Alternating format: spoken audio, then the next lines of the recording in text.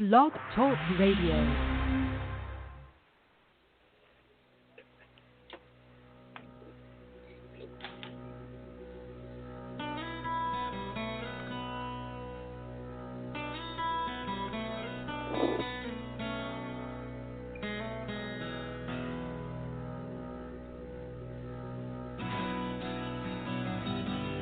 Welcome to Take Two Radio. We are pleased to bring you interviews with people in the entertainment and music industry, discussions and recaps of the 4 remaining daytime soaps. That's The Bold and the Beautiful, The Young and the Restless, General Hospital, and Days of Our Lives, as well as various other shows. For upcoming and previous shows, check take2radio.com. That's with the number 2.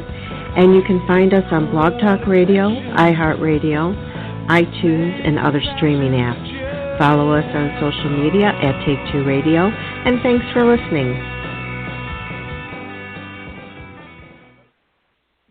Hey, good evening, everybody. I'm David, your acting co-host tonight for Pam, who is on family leave.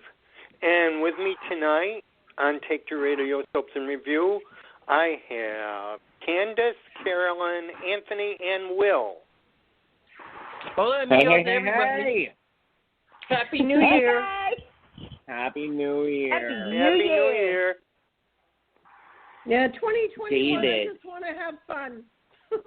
Heck Okay. yes. Oh, Yeah, my. we want to have some fun.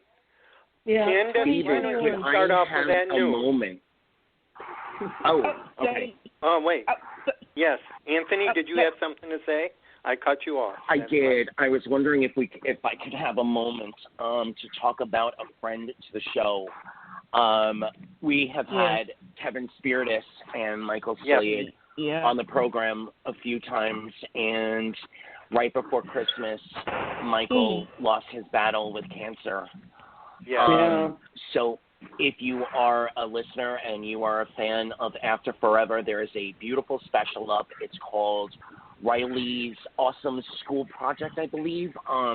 Yes. And there's a little tribute to Michael Slade at the end of that. And we'll be talking to Kevin at some point. I actually had a really nice conversation with him over the weekend.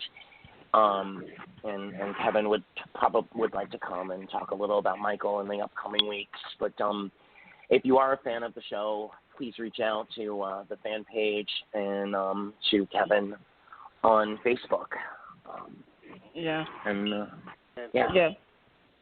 Michael's a good guy. Michael's very a nice great guy. idea. Yes. Yeah. That was a hard one when I found out. You know, like you said, Anthony, I reached out and like I said, Michael was an amazing guy, and it's weird me saying was.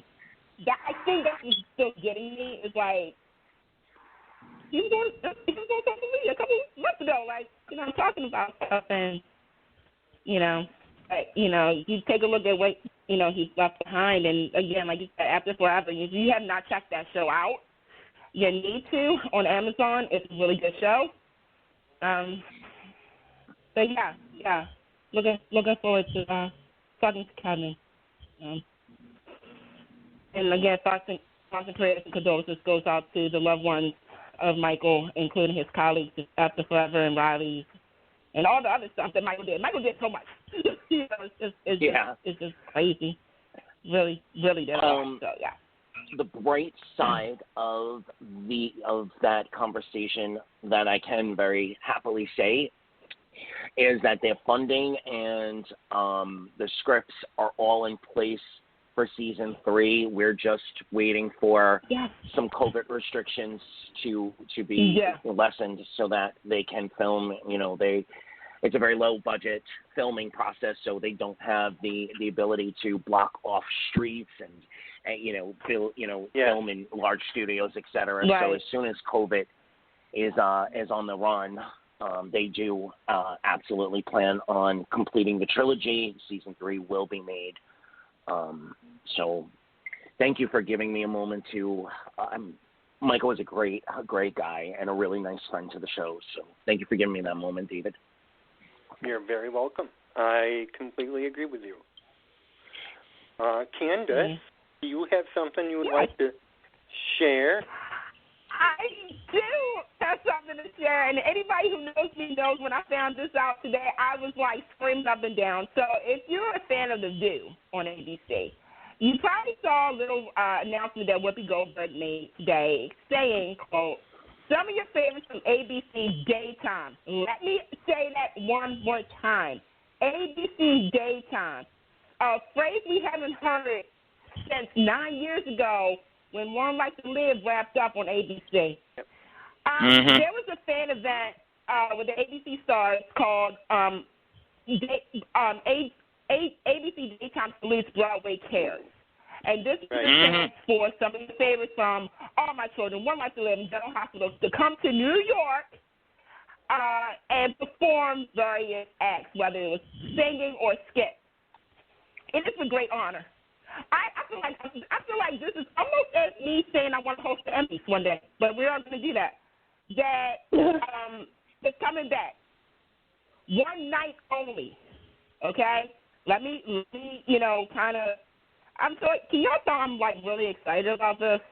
Like, I don't know. Not that much. Yeah, I am. I'm really excited here. So it's going to take place, it's going to be ABC Daytime back on Broadway, and it's going to stream for free. Yes, folks, for free on February 11th at 8 p.m. Eastern time, which is 5 Pacific. Let me tell you who's going to be there. Can you get ready? Can you feel it? Can you feel the excitement? Okay? I'm trembling. Okay. From All My Children, by the way, Pine Valley, coming soon on ABC. Get ready for that. We have Bobby Eats, Melissa Claire Egan, Vincent Irizarry, the Emmy Award winner, I like to say that too, Eva LaRue, Susan Lucci, folks, is going to be there. By the way, like I said, this is going to stream, okay? We also got Cameron Matson, Egan Regal, Chriselle Strauss, Walt Willy, that guy. You know him? Hi, Walt. Just saying.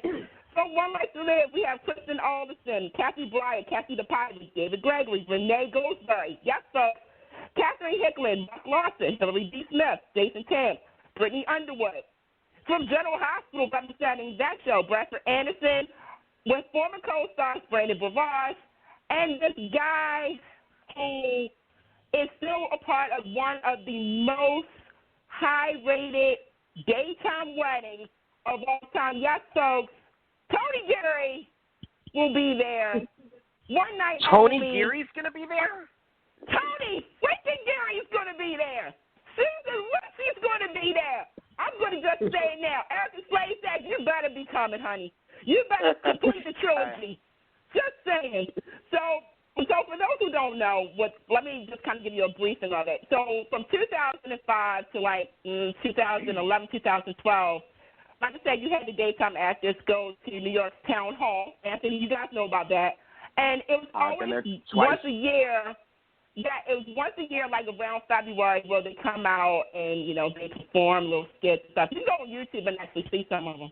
And, now years later, they're going to help raise money for those that was impacted by Corona-19. Susan Lucci made a statement saying that they cannot wait to share these special performances and raise money for so many in need during this difficult time. But wait. Oh, you just thought that was it? You thought that was it? February 11th? You thought that was it, right? Y'all thought that was it. Y'all thought it was like, oh, Candice is done. Oh, no, there's more. No, she's not. There's more, okay? So fans will also have the chance of a lifetime to participate in a one-on-one virtual meet and greet with their favorite daytime actors. Yes, Anthony. Yes, folks. It is happening on Saturday, February 13th. So what better way to celebrate pre-Valentine's Day with maybe somebody? Oh, yeah. Now, information on that and the special guests, because it's going to be different people. It's going to be announced sometime later this month. So stay tuned to social media. We'll post it on our site. But this, look, first and foremost, for them to use ABC Daytime, do you guys have any idea how emotional that made? I'm going to say me. Y'all already know. I'm the emotional one out of the bunch here. But I'm just glad that this is happening. The fact that we're getting some of our favorites that represented, All My Children and One Life to Live and General Hospital. I mean, like you just said, Tony Jerry, Susan Lucci, again, Erica Slazak, please. I beg of you. Please. Please, For Nikki. the trilogy. Please. Because she's been there before. When I first saw this and heard about it, first person I thought about was Bradford Anderson. Yep. Oh, yeah. I mean, it's so, and of course, you got Renee Goldsberry. I was there Goldsberry, the year. I was there the year that Renee Goldsberry, who was it from All My Children? Kathy Breyer. I mean, not Ivers. Kathy Breyer. Yes. No. Yeah. And they did the Cell Block Tango from Chicago. Yes! Oh my God! Blew. You were there that year? Off. I was there that year. It was there. my God! Kathy Breyer and Cassie DePaiva had performed a duet together. There was the three of them with Bobby Eakes did so. It was an amazing night. Yeah. Yeah. Yeah. Brandon This is gonna. The year that. Yeah. I mean, Tony. Yeah. Like, okay. I just need to. Tony Geary wasn't there the year I was there. I can't believe that he is coming. Oh my God! Oh my God! Tony Geary. Let me just say this. I know Tony Geary gets a lot of things, right? But the year that I went was the year of the Luther Lord 25th anniversary, which happened to be also around my birthday time. And Tony Geary blew me away. Like, I've heard him sing before, but he was doing performance. Like, he dressed up in drag. Because he was pretending to be, what's called from Hairspray, the mom. And he was singing and everything. Him, Jonathan Jackson, when Jonathan Jackson was doing General Hospital. Him, Bradford, like, I mean, seriously, Cassie, you're gonna please let them do Cell Block Tango again, because One Life to Live and All My Children. One Life to Live and All My Children did their versions of it. You got Jason Tam coming too. I mean, seriously, like. I mean, you got Mark Lawson, you got David Gregory, who played Ford. If you've never heard him sing before, this is such a treat. This is such a treat for not only for obviously they're raising money for a very important cause, but for ABC daytime fans. Yeah, it is.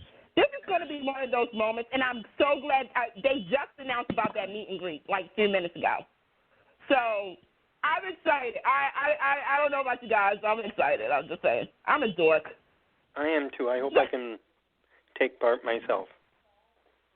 Yeah, I mean, it's free. Let me say that again. It's free. 8 o'clock, February 11th. If you got nothing else to do, head over, we'll post all the information, but this is like once in a lifetime. This is one night only. One night only. One night. And it's going to be worth it. It really is, because it'll be funny if they make an announcement afterwards. Not saying that, I'm just thinking like a pro fan. Like, wouldn't it be funny if they announced that One Life to Live was coming back? That would be nice.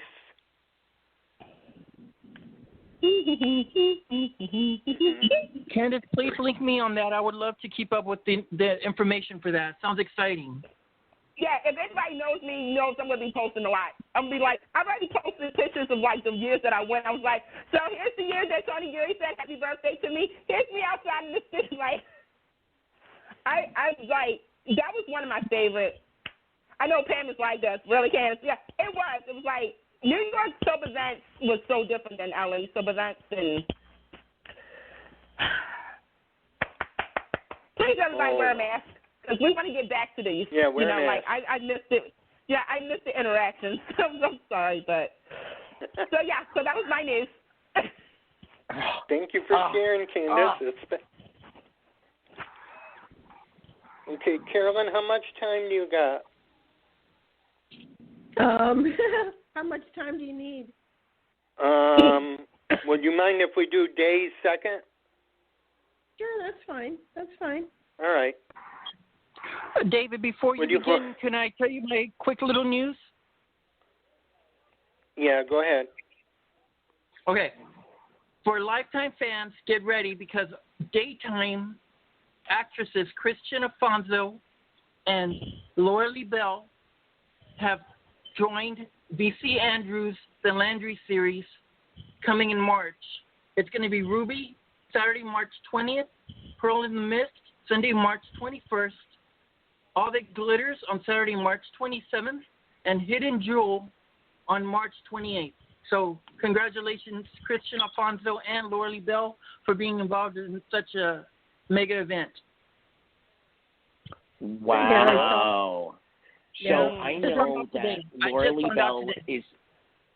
Oh. Yes. Yes. And Marilyn Laura Lee Redson, Bell. there's a lot of people. Yeah, it's a lot. It's an all-star cast. It's amazing. Yeah. If anybody does not know at this point, VC Andrews is Flowers in the Attic, and that whole series, which Lifetime did 2 years ago to extreme fanfare.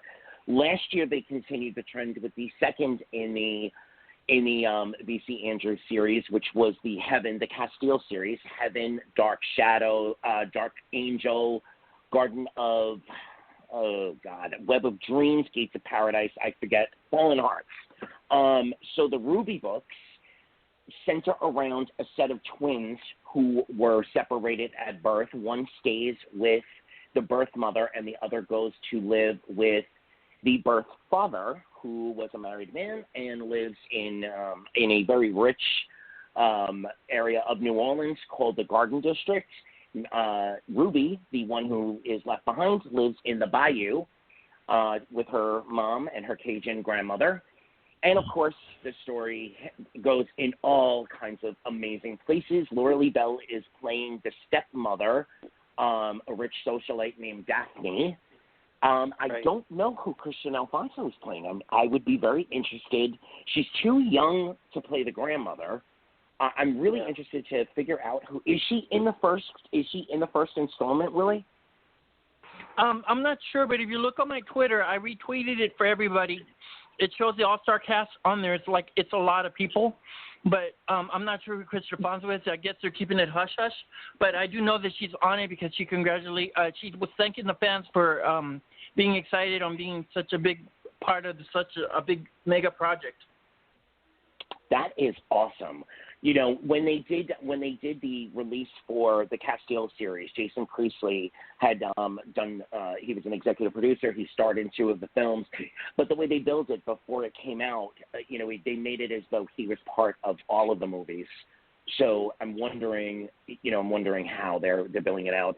Laura Lee Bell as Daphne will be in at least 3 of them, and of course the final installment, the Web of All That Glitters, is the prequel. So we'll probably see Laura Lee Bell come back for that last movie as well. Awesome. Yeah, awesome. Thank you for sharing that, Willie. Thank you, Will. It's a Fortnite event. It says Kristen's going to play a sheriff. A sheriff? A sheriff. Awesome. Thank you so much for sharing.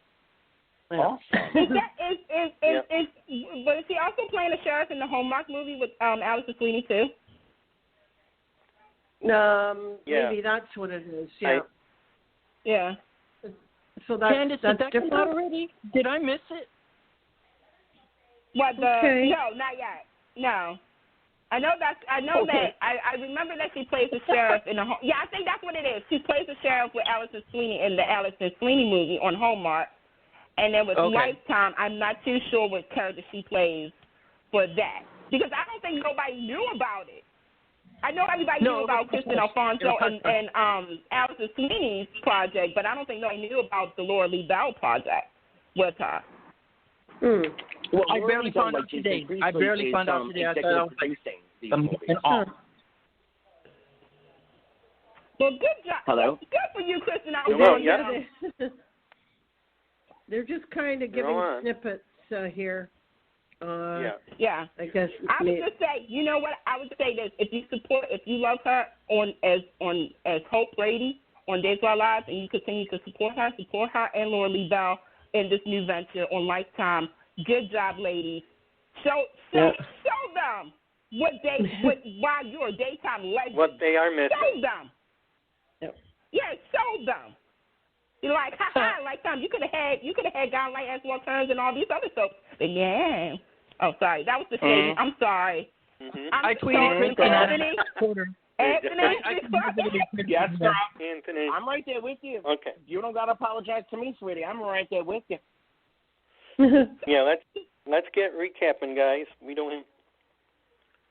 I'm worried about the clock. All right. So what we want? GH first. 20. Let's see if we can narrow it down. We're down 20 minutes. So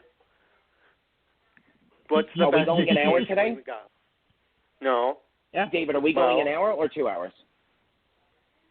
Well, it's 7:20 now, so we got 2 hours supposedly. Yeah. So Well, which one is the least to talk about? The least exciting? That would be exciting. Been good. Yeah, the least exciting is the four. I think they're coming around the bend. Yeah, I would say bold, but as of today, no, they all. Each show, I feel as though they have certain spotlights of what's good and what's weak. Like with General Hospital, I don't know if anybody's ready to hear this, but Sonny Corretto's dead, y'all. I'm sorry. Wait, what? Uh-oh. Yeah. Sonny's dead.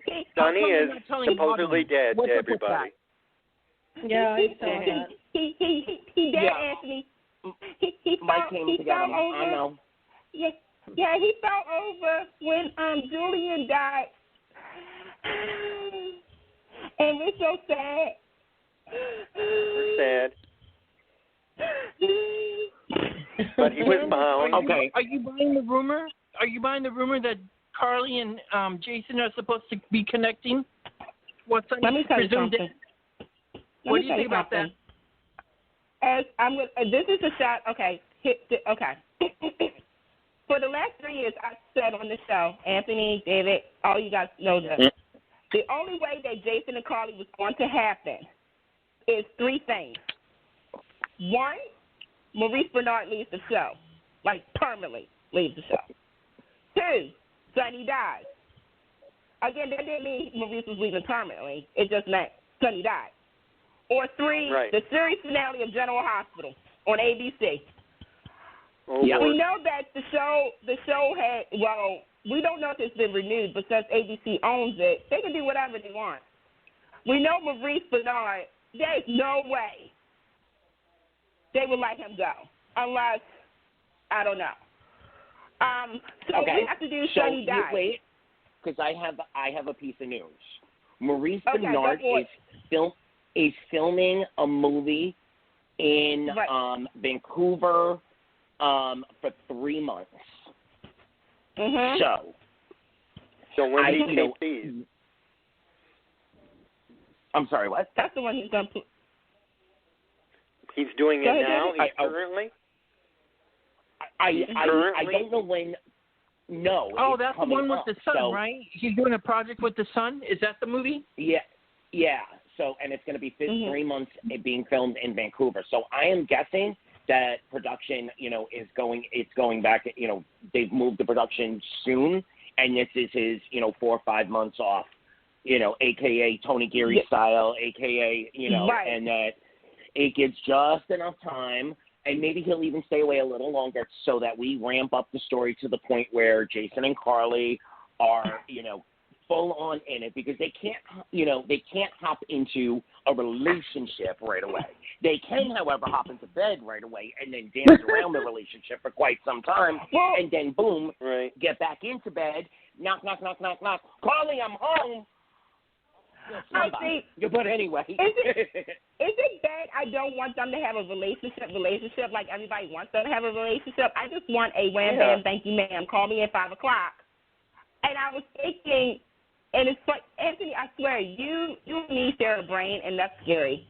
is because I did say that if they're going to do this right, like imagine, you know, Carly and Jason are like having a moment, and then you get the whole satin sheets. Yeah, I said the satin sheets. And then the music playing, and then all of a sudden Sonny, you know, comes back and he witnesses Jason and Carly, a la like Carly saw Sonny and Alexis. Or they could be in the back of a limo because, you know, Carly's fond of the back of a limo. And, you know, as they... I got one even better for you. On Sonny's grave. Crip Sex Part 2. If Sonny and Ava can do it on you know what? Yeah. They need a way to top Sonny and Ava in the crypt. Yes, girl, yes. They can have that. Oh, yes. I am loving Sam and Dante. Okay. I am too, and I didn't think I would. I was rooting for them as soon as I saw the chemistry right there off the bar. I'm like, thank God it's over. No more Jason and Sam, at least for a while. I can handle this. I can handle Dante and Sam. Yeah, that's my new pair. I would say something, but I'm going to be really. My New Year's resolution is not to be so shady. But I just want y'all to know that sometimes it's nice to see performers really act. Yes, thank you. And the character gone so far that she won't be missed very much. But you know, or Julie Marie Berman. It's not that. It's just, to me, I feel as though sometimes, or I'll just say it.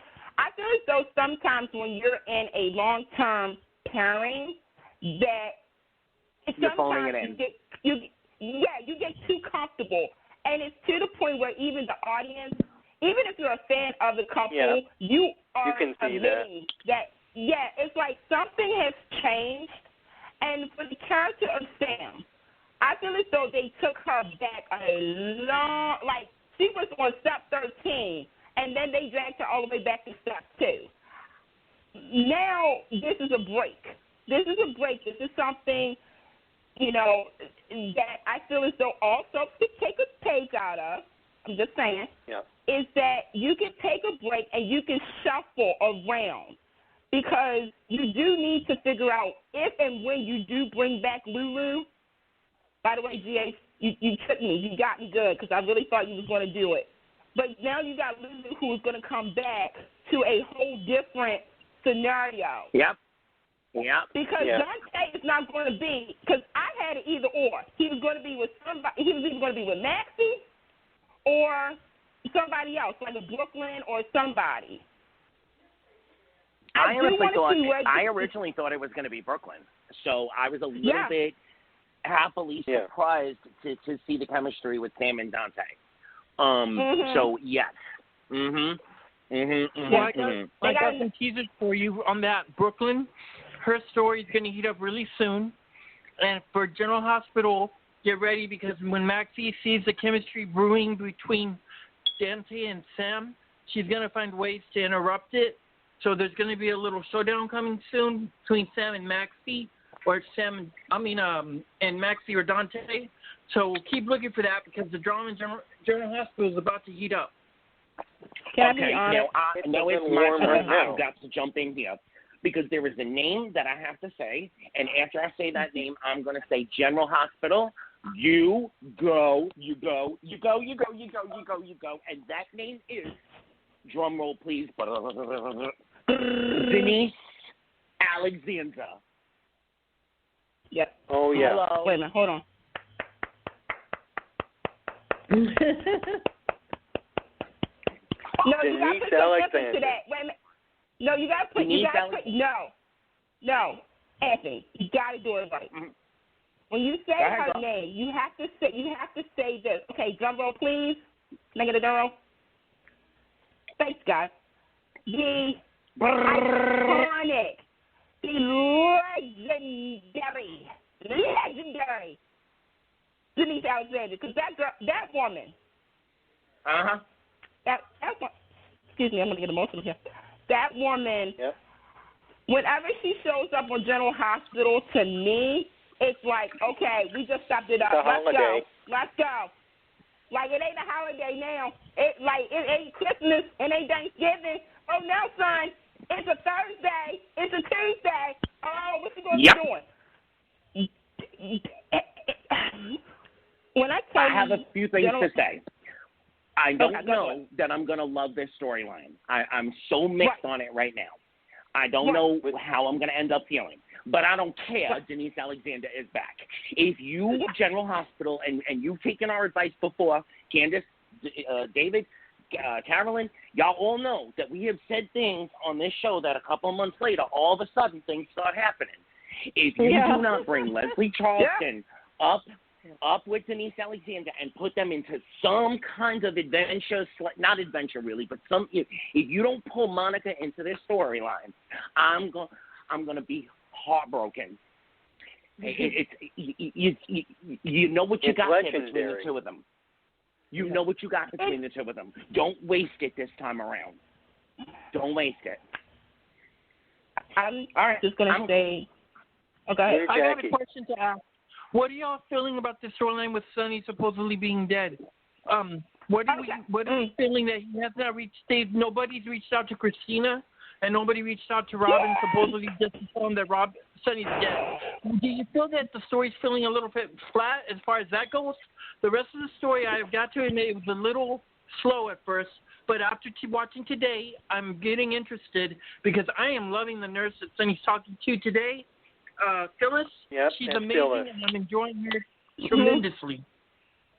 Okay. I would like to say that I think you called it, that, again, the only way things will happen, because here's what General Hospital, Dan, Chris, I will say this. My divorce papers are still on the table. The pen is still there. So be glad that I haven't signed them because we were close. We were really close to a divorce. Yeah. I feel as though they wrote Sonny into a corner. And I feel as though with the Mike storyline, that was the last chapter of this version of Sonny. Okay? Yeah. I think the only way they were going to not redeem him or make him, like, sorry for all the sins in his life. Say it, Candice. Go ahead. I know what you're going to say, girl.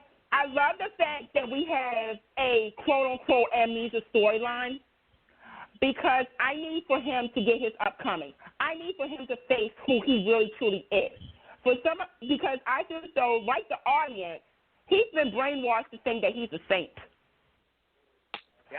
The fact that Christina is not there, look, I know Lexi is doing other projects. I get that. I understand. I've had a problem with this since the freaking storyline with the Mike Alzheimer's when it first started, when Mike died with electric drink, is that they don't utilize Christina as the child. Let me say that, one of his biological kids, right? To me, with this storyline going into Carly's orbit here, it should be Christina that's the mob princess, not Carly. Why can't they let Christina be a part of it? There is, like, on both fronts, her parents are going to, like, I joked and I said, did anybody tell Christina her dad's dead? Let me find out that Sonny's not her father, because that's the way they're playing it, is that Christina is not even Sonny's kid. And the only time, like, Christina has become like Tammy from, what was her name? Yeah, Tammy that used to be at Kelly's, the waitress. Just there. Just completely there. I'm loving the fact that now that Sonny's out of the orbit, quote unquote, their story. How is Jason going to deal with life without Sonny? For real. Like, now Sonny's not there. Like, how is Jason going to cope with not having Sam and have to deal with Carly?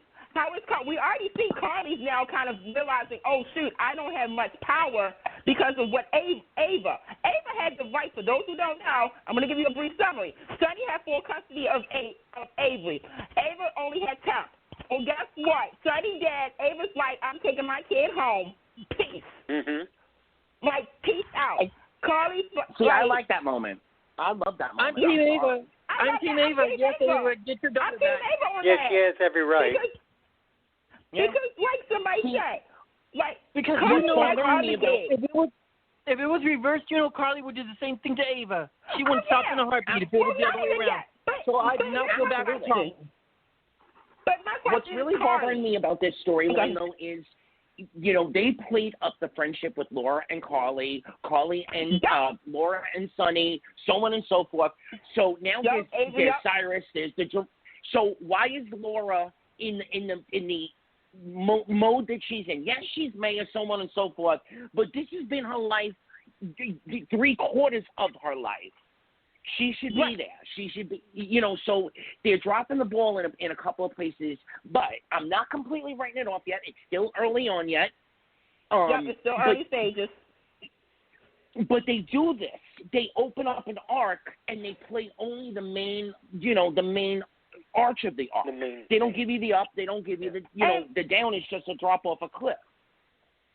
And Will, you forget one important factor. We're getting ready for February sweeps. Yes, we are. And this is usually when General Hospital, because keep in mind, all right, a year ago, General Hospital was really lacking in story build-up. Because I'm sorry, that baby storyline when Lucas found out it wasn't his kid and everything. God. It was strong and it fell flat real fast because it was too much going on for you to really understand that it should have been Lucas versus Michael, and now as the middle person. What Dan and Chris, what General Hospital has done, and done it well, might I add, is hopefully they're taking their time to structure the story, because this is big. Especially now, you have a mob war on the rise with Cyrus, right? You have Jordan, you have Curtis, you have Taggart, you have Jason at his vulnerable, like he's emotional because now he does not have Sam. You have Dante, who is being he's being mind controlled too. And when everything is going a little bit yin yang everywhere. For Sonny to be gone at this point is not the worst thing that can happen, but to some people it is, because it has a trigger effect. Ava has Avery now, and that's making her whole life complete. Olivia, Olivia, I know, girl, I know. Because both of her baby daddies are gone. We got to think about Julian. Alexis, again, same thing.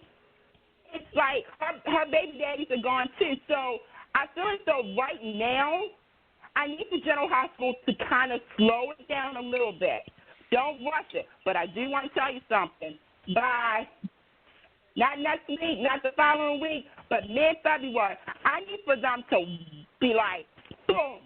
And when I say boom, okay, we know that Sonny is, right now not all too tight in the head. I need for Sarkar or somebody, like one of his enemies, to find him. Yes.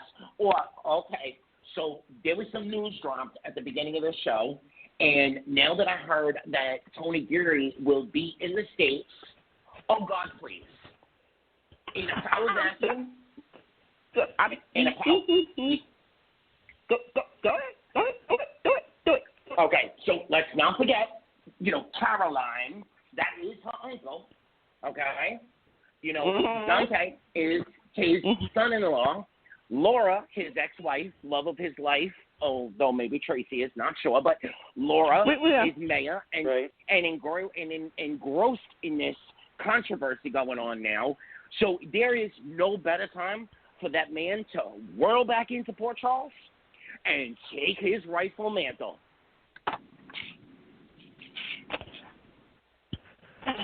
Anyone else? Can I add also that I like the fact that Laura and Curtis seem to have some major chemistry. It's undeniable. Okay. Look, I'm going to just be honest. I go with this world if it happens, but General Hospital ain't going to go there. Anthony, you want me to say it for you? I'll say it for America. Curtis has chemistry with everybody except for his wife. Yep. Yeah, absolutely. Jordan has chemistry with Cyrus. Yeah. Jordan has chemistry with Cyrus. And I thought for a minute that we were going to reveal that they did have a hanky-panky and TJ is really Cyrus. One thing that is sad to me is he had amazing chemistry with Michelle Stafford. It's not the same. And I love Christina. Cynthia, excuse me. I love Cynthia, but their chemistry is flat. He had amazing chemistry with Michelle Stafford. That was an opportunity that was missed as well. I mean, somebody really needs to revisit, especially the world that we're living in right now. Tony? Somebody needs to revisit. No, Curtis. Curtis. Curtis and Michelle Stafford, or Curtis and Laura. In the climate of the world we're living in right now, one of the soaps really does need to revisit it and into a true long-playing interracial relationship and address a lot of what's going on in the world through that. If you're going to do Alzheimer's, if you're going to do a cold, then did you forget, Anthony? We got TJ and Molly. Huh. Oh my God, girl, that don't count for nothing. Wait a minute, because you just opened a can of worms because I felt as though because we need to adjust this. General Hospital this week, like we did see TJ and Molly, and TJ is all mad at Bruno and I'm sitting here and I'm thinking to myself, I'm like, so, and of course me and my friends were talking about this is that TJ should really have an issue with Molly. And why does Molly get a pass? But why does Molly why do you even do this? But wait a minute, I'm going to ask this question. Why do the storyline? What was your point of doing this storyline if you wasn't going to have a payoff? And I'm not talking about Apprentice-y because I know some people wanted Apprentice-y, but the fact is that you have good girl Molly who has seen stuff that has gone down with Christina, with Sam, and, of course, her own mother, right, regarding relationships. TJ and Molly, believe it or not, has one of the longest running, like, current, within the 10-year process, relationship. But you know why? Because we don't see them. We see them every 6 months or so, and that's why, like, when everybody was like, "Ooh, Molly going to sleep with somebody because the teacher," and I was like, "Okay, y'all get pumped about that." I'm not, because if they were seeing more like Christina, I would have been a little bit more invested in the storyline. Now, Let me address that point for a second, Candice. Put a pause in where you're going, because I do have to say, kudos to General Hospital, because Molly is full time in university, so they're using her when they can, or they're using her when she can be there, so they can't really ramp that story up. I don't think at this point I would want to see a recast. She's a Robin. You can't bring somebody, maybe now, after all this time, you could bring somebody else in to play Robin. But, for her to go away for a couple months and then pop back up in another actress, that would be hard to swallow. People love her, So kudos to them for working it. I love Molly. She's awesome. Yeah. So kudos to them for working it as best as they can. I got a quick question for the group. What do y'all think about what about the rumors that's spreading about Hayden Barnes? I think that's the last name, Barnes. What about this rumor about Hayden Barnes returning to General Hospital? Anybody heard any truth behind that? I've heard no truth. Rebecca Buddig did an AMC event a couple of months ago where she said that her chapter in Port Charles is not finished. So I like that. When and if, so on and so forth, I'm okay with that. Yeah, I'd like to see her come back. There's some unfinished story. And honestly, get her away from Finn. Hook her up with somebody. I'd love to see her hook up with Jason. Sure would. I'm still hoping out for that. Yes. I'm still holding out hope for. I'm going to start my sanctuary, my sign and everything for Jason and Ava. I feel as though I was cheated when Steve Burton came back, and I feel as though it's General Hospital. You're going to do some balls to the walls kind of stuff. I need for you to shock me, wow me, and give me a shock me, one-night wow stand. me, and let them join forces and bring the criminal enterprise where it needs. Yes, but girl, you know, yes, I'm so there. Right, but here's with another the thing sexual I need chemistry for GH too. to do. Yes. Right, Yes, I need for yes. your hospital also to do me a favor, because I love, you know, Mara West, I love you. I love you. This is nothing against her, but General Hospital, this is my thing about you using what you're doing. This woman killed was the prime reason that Connie Tate is dead. I need for y'all to stop like whitewashing Ava, because just because she's being with Nicholas, who is not right now the Prince of Darkness, I need for you to realize that Ava was bought. Like, this is the woman who used a horse tranquilizer on her own. We was there. We saw what she did. But, you know, when not horse tranquilizer. I'm sorry, that was me who did that to her. But we know that Ava does some stuff. So to me, I need for y'all to stop. And first and foremost, no offense, Nicholas and Ava do not work for me. I do have to say this is what happens when you do recast a role, because sometimes the chemistry is not going to be there. But I would love, oh my gosh, I would have loved to see Jason, because Jason would have had to defend Ava for saving his life, and Sonny would have been mad about that. I would like to see Ava and I mean, I still want to kind of see Ryan Chamberlain and her. Kind of. So, but you know, on the Nicholas front, there was chemistry. Those couple of little scenes that we saw with him and Brick, and I was pissed off. Yeah. That worked real well. If they can get Kelly on contract, maybe. But she's recurring. David, you all piqued my interest when you mentioned Robin. Who would you choose if they were to recast Robin? Who would be your casting choice? You got me peaked now. Nobody. I can't think of anyone right now. Well, and I didn't mean to cut anybody off, but this has been like, I've always said this. Robin Scorpio is one of those characters that, just like a Victor Newman, you can't recast. And I know people say you can recast anybody.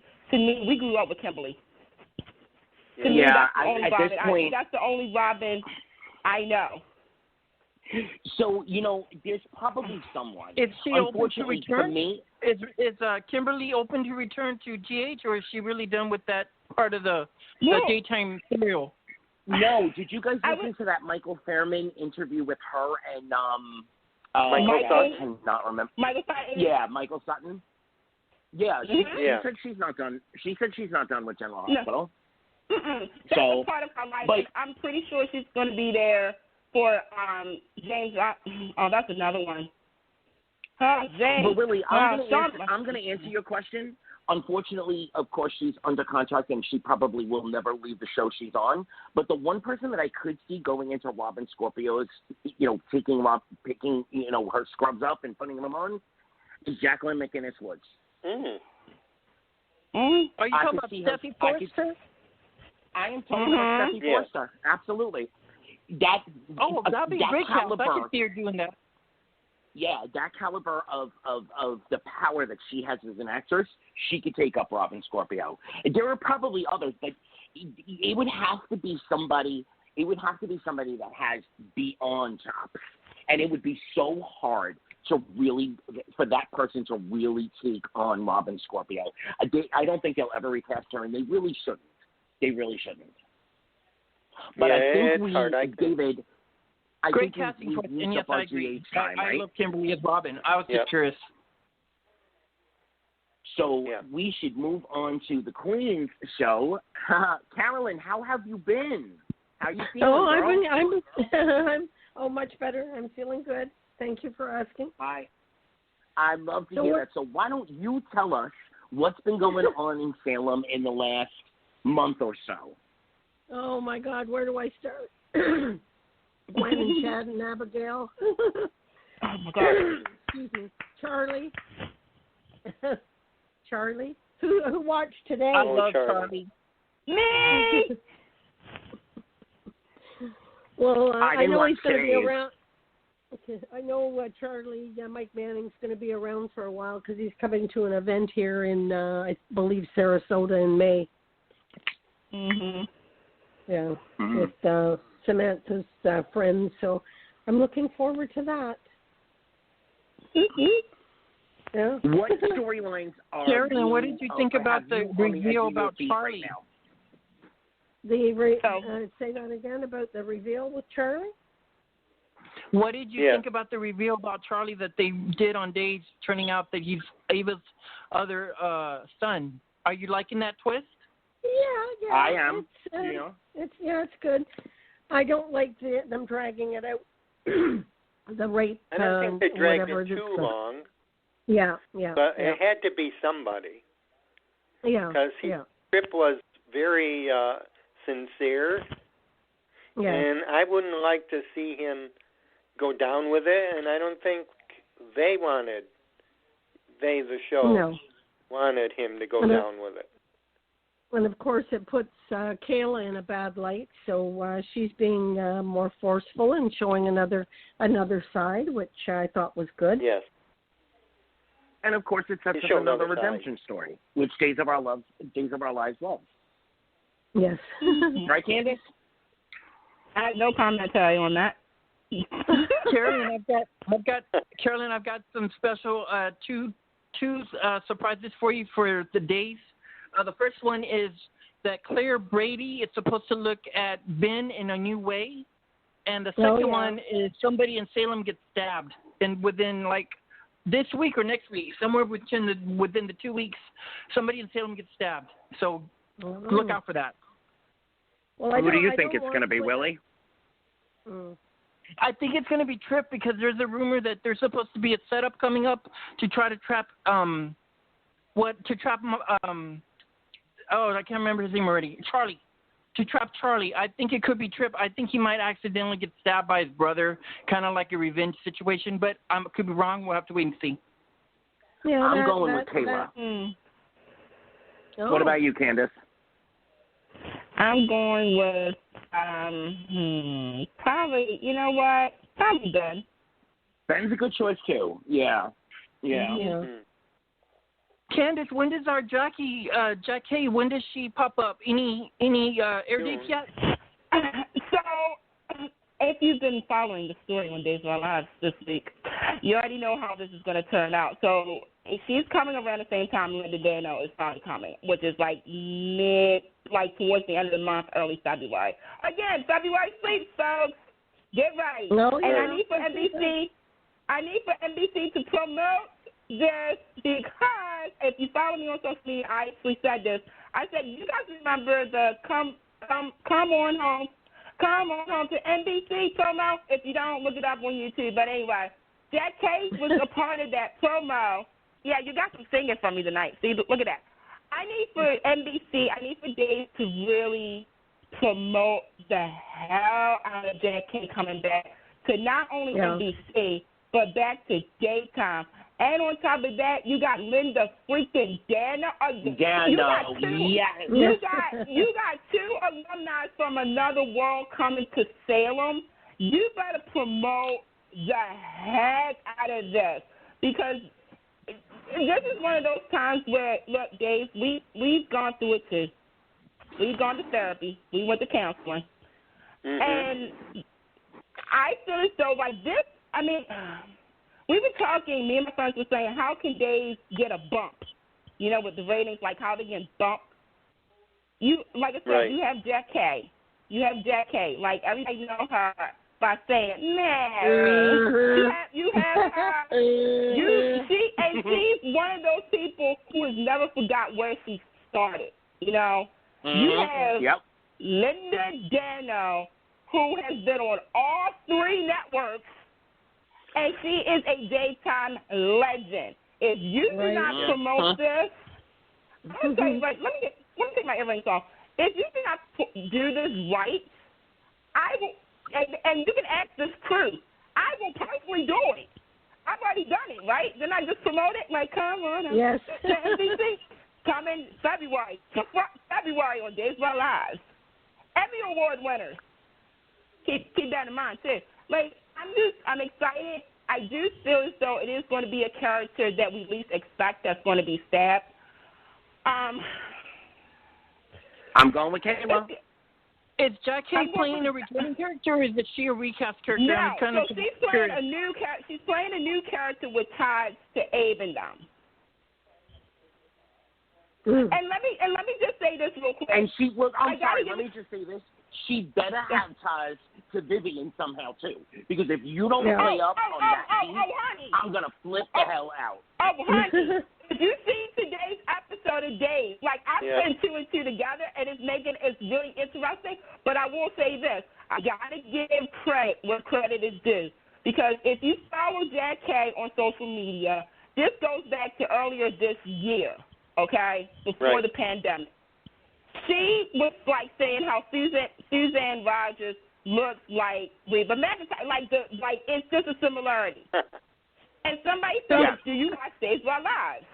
And she said, "Of course I do. I watch Days of Our Lives." Somehow somebody tagged Ron Carlivati, okay? And you know, Ron loves TV too. He's just not about politics. He also likes TV. So somebody said to Jack Hay, you know, it would be nice if you came on Days of Our Lives. And she said, and I'm going to do it just because I know she probably would say it. I would love to come to play with Salem, right, and play with Days of Our Lives. So that's how this all started. So when it was announced, and by the way, kudos for Days to keep that under wraps, because look, sometimes we know stuff that be going on with Days that's taking place in 18 years. But for her to make the announcement and for it to gain media, when I say media, not only on Today's Show, but Deadline, .com, BET, it went outside of the usual media outlets. And then on top of that, you have it announced, this was something that Days needed, and now with the story being presented, for most, Linda Dano playing Vivian, I know a lot of people was caught in their feelings about it. I'm one of them because I made a comment. I said, so is the role of Vivian now going to be played by every single actress on every single year? And I understand Louise Theroux situation. I understand it. I respect it. I wouldn't be feeling comfortable either because of what's going on in the world right now, and I respect that. Linda Dano, you wouldn't think it, but she can play. She can play it. She does. She will do it. If you see the picture. Okay. If you see. I just have to. Oh, go ahead. Go ahead. Sorry. Go ahead. I'm not. I was going to say, if you seen the photo, the press release photo of her, you would honestly think she was made for this role. You would, yes. I agree. There's a promo with Linda. Yeah. No, so it's a press photo release of Linda Dano, and she's in Vivian's get-up, but she is. Yes. I mean, the character. First of all, let me just say this. Vivian is one of those characters where if there is a recast, sometimes you got to think, who can play a character like Vivian? And I know people have something to say about Robin Strasser. But let me tell you, Robin Strasser did her thing as Vivian. I don't care what anybody says. That was my opinion. Linda Dano, you know her as Felicia. You know her as Ray. You know her as the prison person that was with Harley or Don Light. You know her as Cynthia. I'm just saying Ray right now. As the world turns. Yeah, Ray I said Ray too. I will say She'll this. be the one to pull it off. She'll be the one to pull it off. Yes, she will, and she will. And I just hope. My only concern is I hope I love Linda Dano, but I'm gonna be real here. I don't need Vivian all year. I just need this to be a story arc. Yeah. Yes, drop in and drop out. Absolutely. Yeah. Right. Drop in and drop out. Do her thing, which we all know, again, if you saw today's episode, you know she is kind of a part of the Eli Lonnie thing, but also could she be a part of the Gwen stuff, too? Keep that in mind. Okay. Yeah, she's definitely part of the Gwen stuff. What's everybody heard about Gwen and why she's after Abigail and Jack, and what's the story? Does anyone know? Oh, my God. Carolyn, I have no clue. Before we go in, wait till you find out I just have to say one more thing about your Jack jaw Hay, will drop. okay? One at a time. Yeah, before we jump into that, let me just throw this one thing in about Jack Hay. Ron, please be listening tonight because you have got to put her in you've got to put her in a scene somehow with Sonny, and you need to get her to say, "Mary, please." Okay. Come on, girl. Mary, please. Yes. Anyway, go ahead, Carolyn. I'm sorry, girl. So who knows what about Gwen and her vindictive side? Who is she? Like, why? I've only Carolyn, all I can say is keep tuning into the storyline. I know who it is. I'm not going to say because I won't spoil that one. But I do know that when we find out who it is, your jaw will drop, and the story makes sense once you find out who it is. Yeah, so it's not what all the rumors. I don't know. Nope. It's not what all the rumors. Nope. I don't think it's the rumors. Nope. It's somebody. Yeah. Okay. I just like to point out. I had. Okay. Go ahead, girl.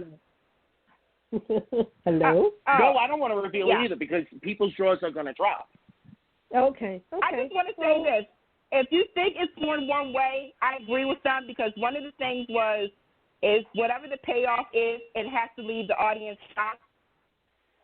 If you put two and two together, again, you're not going to get 4. Yeah. Because you really got to pay close attention to first history. Okay.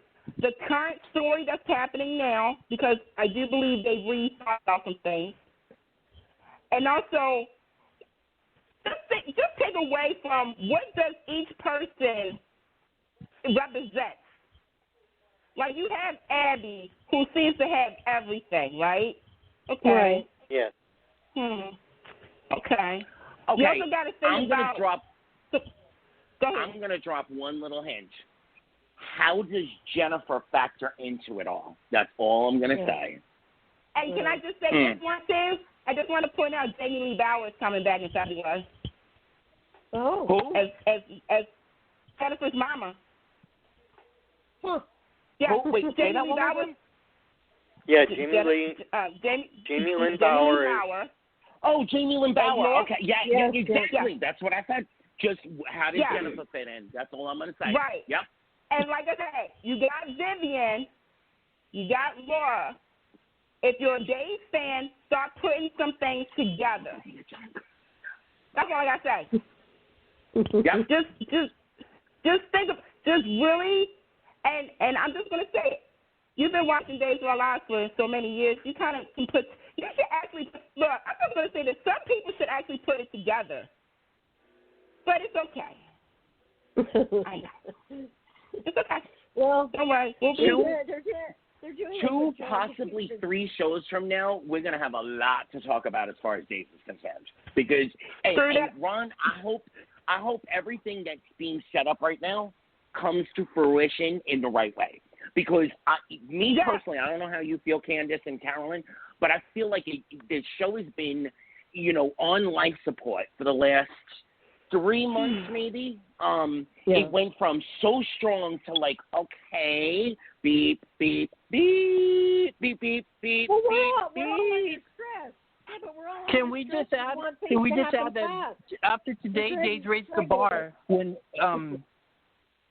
Abby slapped Gwen. Did you all see it? Oh, yeah. Yes, I did. Oh, okay. You talking about life support? What the heck are you doing here? Wait a minute. I'm going to just say this. Emily O'Brien, let me just praise her right now. I got to give it to her. She has come a long way from Young and the Restless. Today's episode, Anthony Heine, when you watch today's episode, right, this is what we are missing from daytime is those smart A vixens who just don't give a flying F anymore. Because the shade that was being thrown to Abby today from Gwen was too, it was too good. It was like, it reminded me of Ron. I know everybody said I'm always against Ron on this. It gave me Vicky Dorian. Yes. Vicky Dorian, okay, girl. Blair, you're right. Tia. You're right. Yep. It gave me those kind of feels of when you had to go back and forth, like, oh, you got your dukes up, I got mine too. Oh, I'm about to hit you with a low blow. It's weird because today is for the first time ever, and I said this to a friend.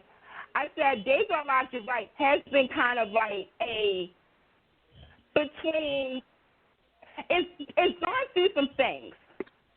But today was the first day that I was like, you know what? Marcy Shaquanda Miller and Emily O'Brien proved to me for the future of the female rivals that Abby and Gwen is it. All right. And I don't say that a lot. Yeah. I got to say they both deserve Emmys because the quote of the week for me is, "What the hell are you doing here?" And she goes and turns and looks at Chad, "Ask your husband." Yeah.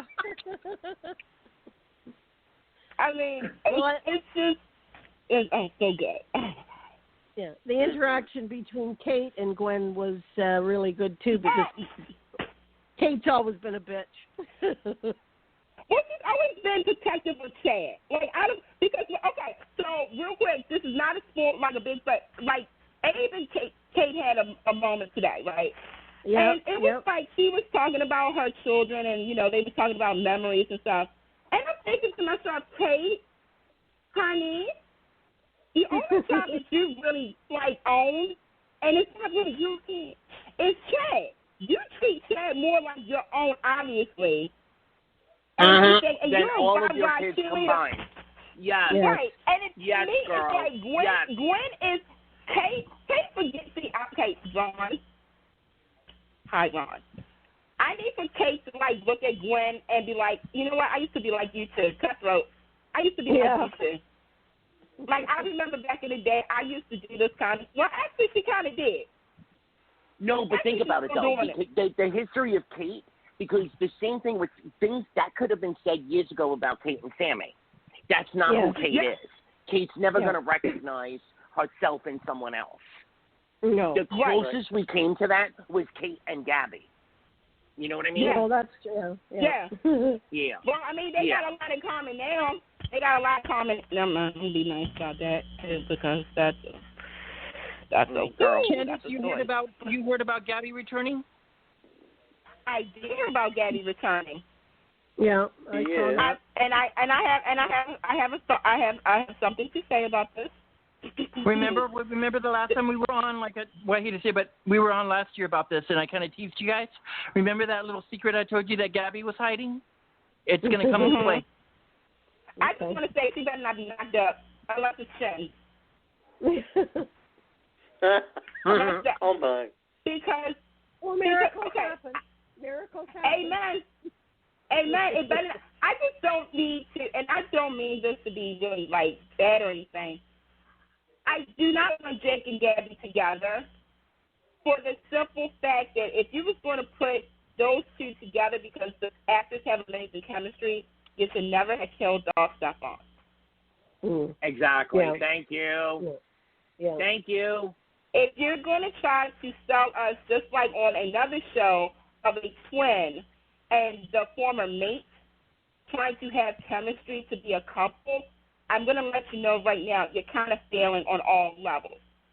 To me, when Gabby comes back, if they either say she's pregnant and everything, I'm going to be heated. Because it's we can't think of anything else here, folks. Yeah. Jake and, like I said, Brandon, first of all, I love Brandon. I just want to point that out. But to me, Jake, they need to do something quick. Or they need to do something quick and very definitive because he is a nothing character right now. Yeah. Or just go ahead and cutthroat and bring him back over to another show that Ron Calavati used to do him justice on General Hospital as Johnny Sakar. See? Look at that. You see how work that is? Yes. Bam. Yes. Thank you, America. Okay. I have a question. Can somebody explain Sarah to me, please? Explain what? Explain her? Sarah to me. Explain who? Yeah. Did you say explain for Horton? No, she's not very professional for a doctor. She's not very professional for a doctor. She has more personalities than Vicky, Nikki, Jean, Tommy. Yeah. Princess. Can we talk about Kayla opening her mouth and giving out information that's supposed to be about patience? Kayla cracks me up. She doesn't know how to keep her mouth shut. Yeah. Okay.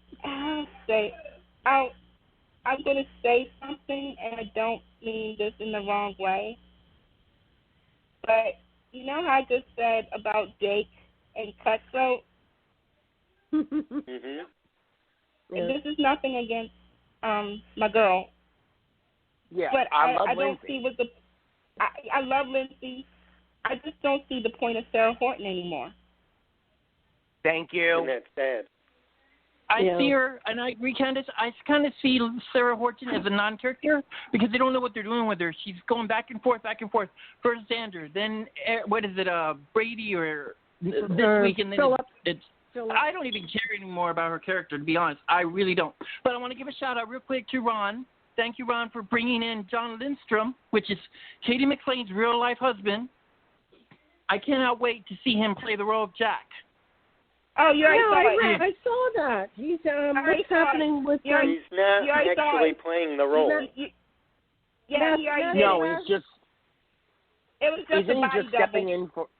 Yeah, for the body double. Okay, I thought it was going to be him playing the role. I must have misunderstood. Well, where's it's just a body double. It was a body double from Matthew going? Oh man, that would have been cool because that would have been an World Tour reunion right there. Okay, so let me clarify this. So as we all know, obviously Corona is still out there in case you haven't noticed. So on TV, go anywhere, you'll find it. So obviously, if you're in the soap opera, they're asking for the real life spouses to be body doubles. If it's okay with them, be body doubles for the actors. So you do have like Katie, who plays Jennifer, and Jennifer and Jack, they reunited, and it feels so good. I would not have cooking back, but that's Jennifer's fault. So they called for Jack and Jennifer to obviously kiss, because you can't just have a handshake or anything. You can't even do a handshake, right? So they asked John Lindstrom to play the body double of Matthew Ashford. So all you saw of John Lindstrom was when Jennifer Rose was kissing Jack, and that was last week. So John Lindstrom Pat was on Days of Our Lives. So there you go, folks. So if we're gonna do Emmys, and he's not the first spouse he's not the first spouse to be called into Days. Yep. I miss Misty, but I gotta say, Lisa Katie is doing wonderful with Jennifer. Yeah. Oh. I mean, they've been doing that on stuff like Lawrence St. Victor's. Wife Shay, hey Shay, did it. Obviously Justin Gaston and Melissa Orway, we saw that kind of. Melissa Clarkson and her husband. Tanner, who plays Finn, his real life wife, who used to be on Bold, Kayla, she subbed for Jacqueline. So it's something that they have to do, obviously, because it's protocol. And then, of course, on Young and the Restless, there's another couple named Brighton James and Brittany. Hey, y'all. That, they had to do it for the safety of it all. General Hospital was like, yeah, here we are, sis. But, yeah, so John Lindstrom, that was the only time when they're, he's being called when they need, him to do, a love thing with Jennifer, with Katie. But, yeah. But Matthew's still around, He's there. All right. So is anybody else have anything on Days that they want to throw out? Because I'm really raring to go to the Young and the Restless, and I do have to dip out a few minutes early tonight. Anything else on Days tonight? Let me just say this. Well, wait a minute. Let me just say this about this thing. I'm pretty sure everybody has heard by now that I believe either next week or the following week, Days of Our Lives will show the episode where we do see what really happened the night Allie was raped. Yep. Yeah, Mike Manny, who plays Charlie, he said they filmed it. Yeah, he said he filmed it and his stomach was hurting. I just want to say this. I still believe the storyline should not have never happened. I feel really strongly about this because this is in a Days Warehouse type of thing. This is not just Ron. This is a Days of Our Lives thing. I feel as, we're now in, the story started in 2020, now it's 2021.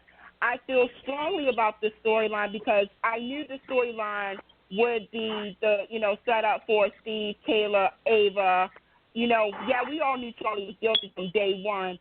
But to me, the way they're playing about it, and I'm just hoping, to the soap Jesus above, that they don't try to say that Allie was the main fixture, that she was the responsible party in this. Because I think you cannot, like Charlie, like here's the thing, Charlie, I feel as though the audience really loves Charlie, right? We Mike Manning is a great actor, and I feel as though you cannot keep doing something, Dave, and I'm going to be honest with you, you've been doing a lot. You need to have a villain that doesn't have a mental health issue, or, we already got the mommy-daddy issues.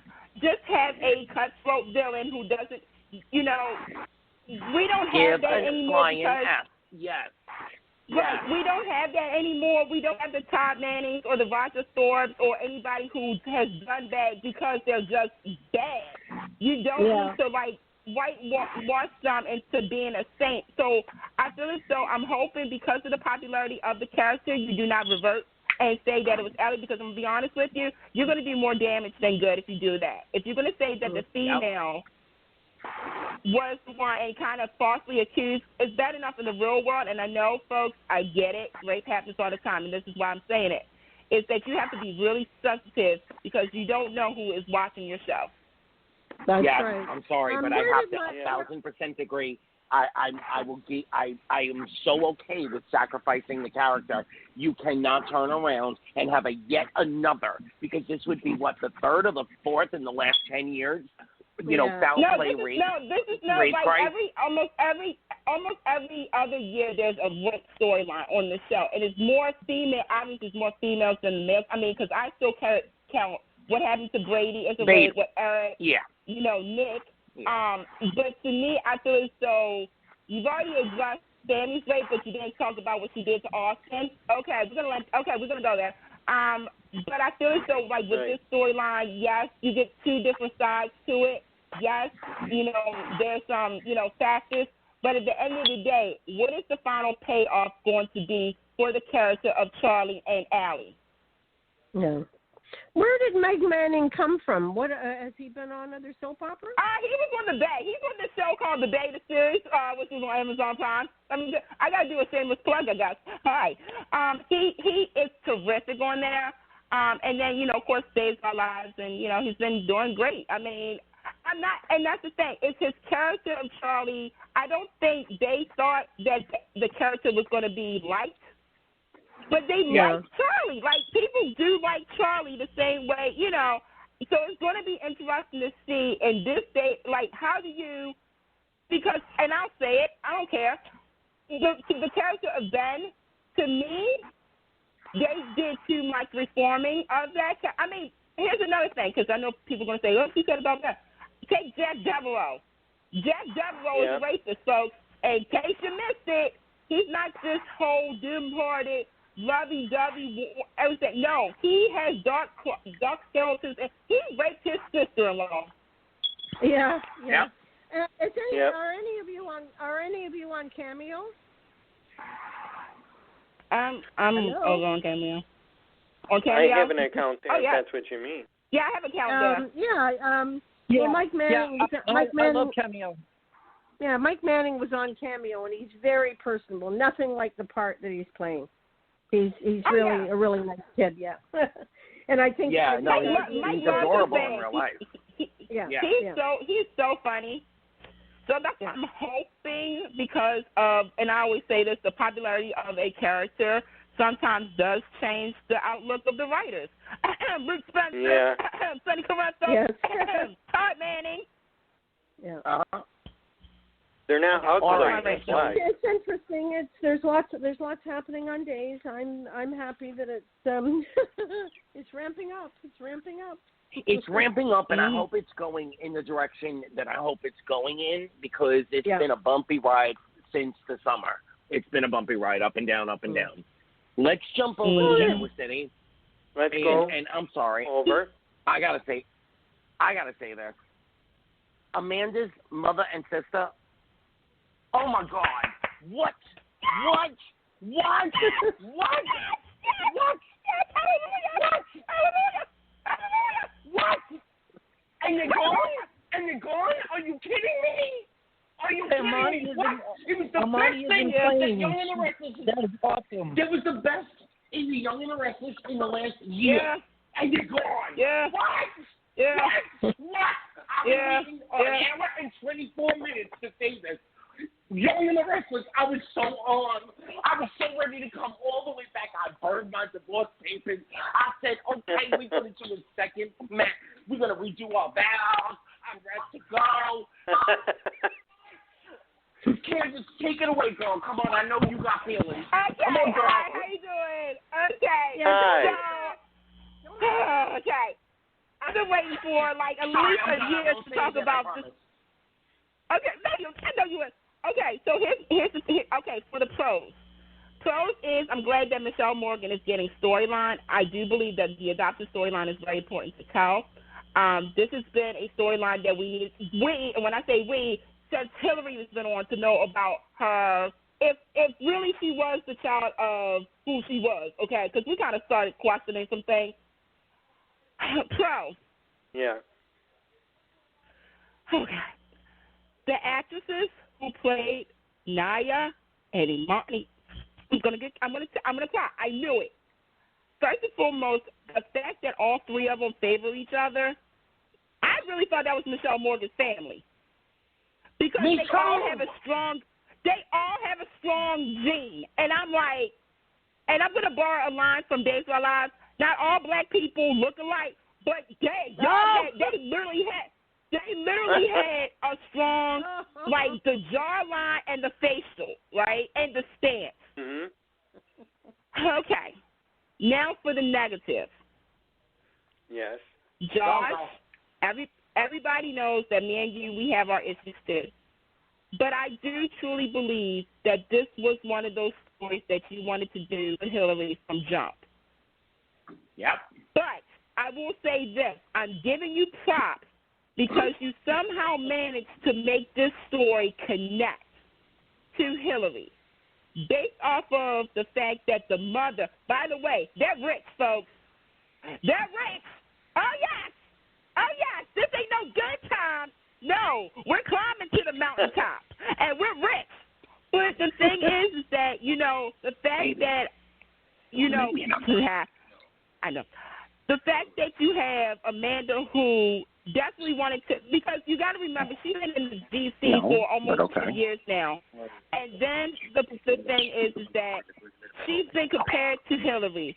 She's been told she looks like Hillary. Not in a second, you know, thing. So, of course, we've been on a journey for her to find out about Hillary and everything else.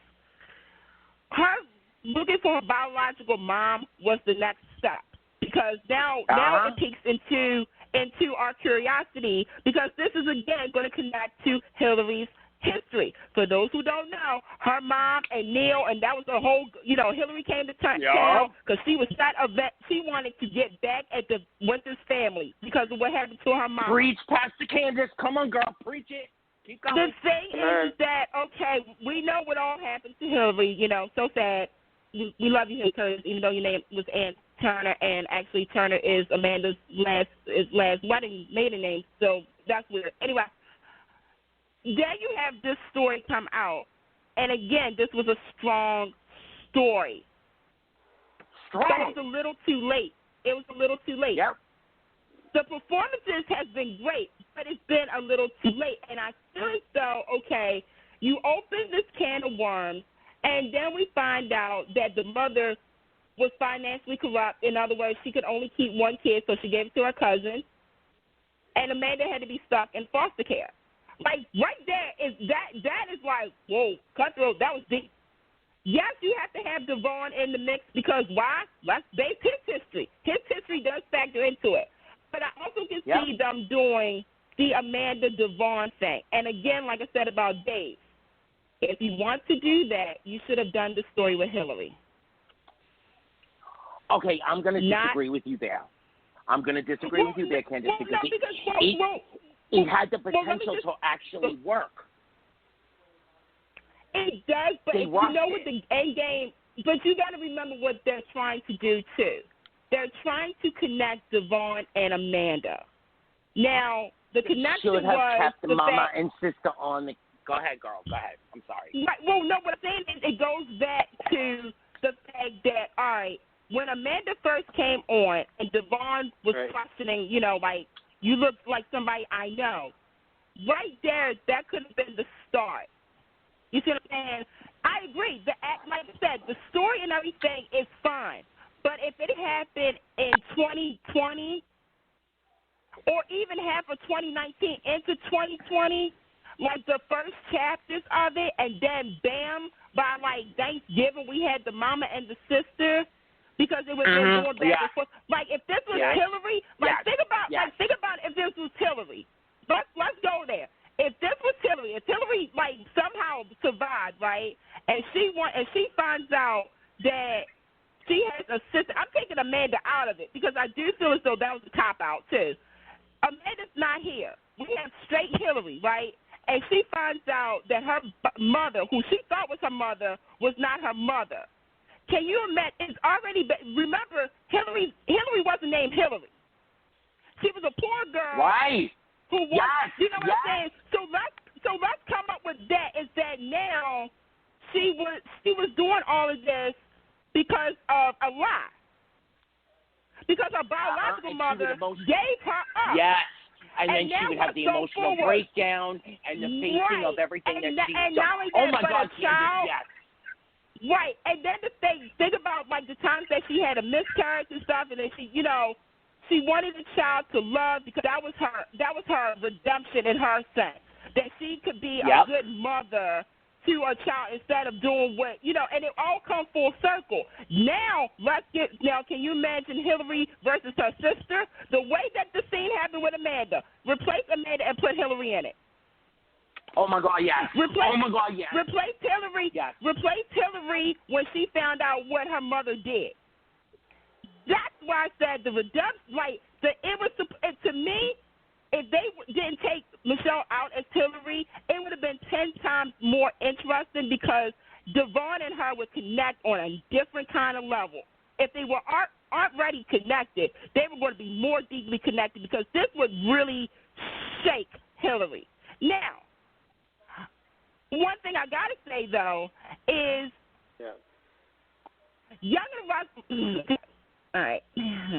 I really, really hope down the line, and when I say down the line, I mean next week, bring them back and put them on contract. The mother and the sister. Thank you. Because let me tell you something right now. I've already have the story outlined. Y'all know I'm like a writer at heart. I wish I could write a soap opera. But I feel as though, like with the sister, I'm going to be honest with you, I can see her mixing it with Nate. I can see her mixing up with Billy. I can see her mixing it up with Devon. I see story for the sister. I see the best story. I can see the mother. The best path forward is with Billy. Come on, you know it. You know it with Billy. Well, here's the thing. Because here's the thing. The sister gives me Hillary vibes. She actually, I'm gonna be honest with you. She gives me Hillary. She gives me Hillary and Drew vibes. That's what I was feeling. Yes. So to me, it would be like Lily, like look, Josh. I'm gonna say it to you, and this goes to Mount Young. Hey y'all, I know originally they should have done a Hillary, Kane, Lily, because for a minute there I thought that's what they were gonna do, but now I can see Lily, Billy, and Amanda's sister. Yep. Mm-hmm. I just feel as though this was new blood where the mommy, that should have been on the show. Guess where the mama's going to go? Guess where the mama's going to go? Yes, Jack. Yes, that's exactly, Jack, Oh, my God, there is so much that could be done there. That's why I keep saying, Anthony, when I tell you, me and you share a brain. We share a brain, and it's scary. Yes, we do, girl. Mm-hmm. Yes, we do. Yes. Yeah. Mm-hmm. And then that frees up Elena because, honey, Elena's reminding me of Sam/Lulu/Sarah on days. Who is Elena? Who the hell is she? And I got to say this. Brittany, girlfriend, you've been on the show. We love you. You were not used the way you were supposed to be used on General Hospital. Young and the Restless gave you. They played you out. They showed us who you are. And now again, who the hell is Elena and what the hell is going on? I feel so, okay. Candice, don't forget what JG promised, though. He teases in the storyline, and this is the one I teased everybody about. There's a twist to the story, so stay tuned to it. Okay, can I tell you something? Okay, I'm going to be honest with you. I hope so, because I'm losing myself. I'm going to just say it.